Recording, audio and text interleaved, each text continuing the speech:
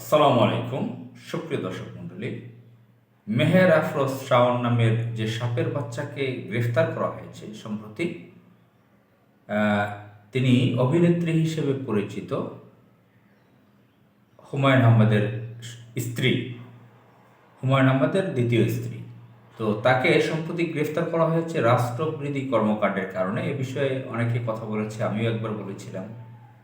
তো আমরা সামাজিক যোগাযোগ মাধ্যমে দেখছি এবং মিডিয়ার মাধ্যমে জানতে পারলাম তিনি ডিবি হেফাজতে রয়েছেন। ডিবিতে ভিআইপি একটি কেবিনে তিনি বিশ্রামে রয়েছেন। তো এসব দৃশ্য যখন সামাজিক যোগাযোগ মাধ্যমে আসছে, যারা জুলাই বিপ্লবের সাথে জড়িত ছিলেন, যারা দেশকে স্বাধীন করার জন্য কাজ করেছে, তারা ব্যথিত হয়েছে। হাসিনার আমলে ভারতের এজেন্ট লেডি লেন্দুবদেবজি শেখ হাসিনার সময়ে বাংলাদেশের লক্ষ লক্ষ মানুষ অমানসিক নির্যাতনের শিকার হয়েছে। ডিবির হেফাজতের নামে কারাগারে নিয়ে তাদেরকে নানান রকমের নির্যাতন নিপীড়ন করেছে, তাদের উপরে নির্যাতন চালিয়েছে, মেরে ফেলেছে পিটিয়ে। তো সেখানে মেহের আফরোজ শাওন সরাসরি, এটা কোনো ডুপ্লিকেট ঘটনা না যে শেখ হাসিনার সময় ভালো মানুষদেরকে, নির্দোষ মানুষদেরকে ধরে ধরে রাষ্ট্রবিরোধী কর্মকাণ্ডের কথা বলতো, যে প্রচার করতো এরা রাষ্ট্রবিরোধী কর্মকাণ্ডে জড়িত ছিল। মেহের আফরোজ শাওন সত্যিকারই রাষ্ট্রবিরোধী কর্মকাণ্ডে লিপ্ত হয়েছে। তারা জুলাই বিপ্লবের সৈনিকদের বিরুদ্ধে বাজে ভাষায় কথা বলেছে। ৩২ নম্বর ফ্যাসিজমের আইকনের যে আস্তানা, সেটাকে গড়ার কথা বলেছে। তো বিভিন্ন সময় হুমকি দিয়ে আসছেন তিনি, বিভিন্ন ধরনের বাজে মন্তব্য, বাজে কথা বলে আসছেন।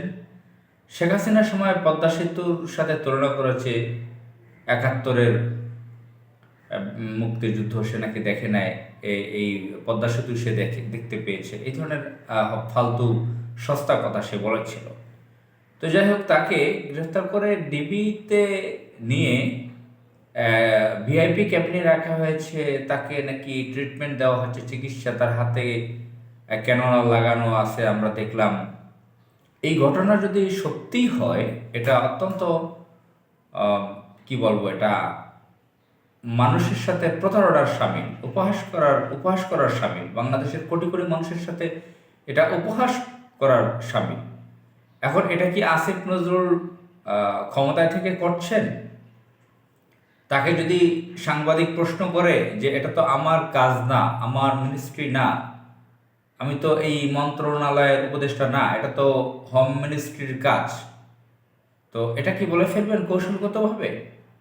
আমরা যতটুকু জানি, ডক্টর মোহাম্মদ ইউনূসের যে নেতৃত্বে যে সরকারটি রয়েছে, অন্তর্বর্তীকালীন সরকার, এই সরকারের সময়ে আসিফ নজরুলই কলকাঠি নাড়তেছে, বিভিন্ন জায়গায় প্রভাব বিস্তার করতেছে, তার কথায় নিয়োগ হচ্ছে, বিভিন্ন জনকে গ্রেফতার করা হচ্ছে, তার বিরুদ্ধে নানান ধরনের অভিযোগ আসছে।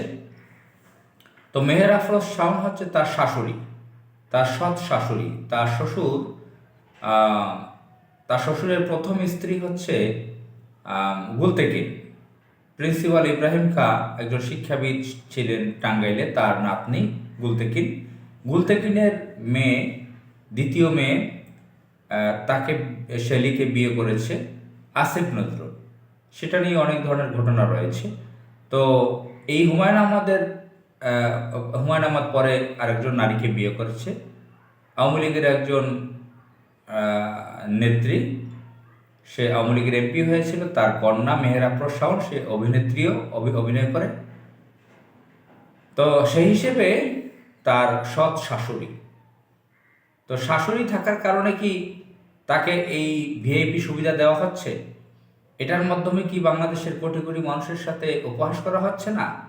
যে একজন রাষ্ট্রবিরোধী কর্মকাণ্ডের আসামিকে ধরে ভিআইপি সার্ভিসে, অর্থাৎ তাকে আদর আপ্যায়ন করে বেশ বেশ গর্জিয়াস অবস্থায় তাকে রাখা হয়েছে, অথচ তার থাকা দরকার নারী কারাগারের মধ্যে। কেন সে সেখানে ভিআইপি পজিশনে সেখানে থাকবে, চিকিৎসার নামে অভিজাত কালচারে থাকবে, আদর আপ্যায়ন পেয়ে থাকবে।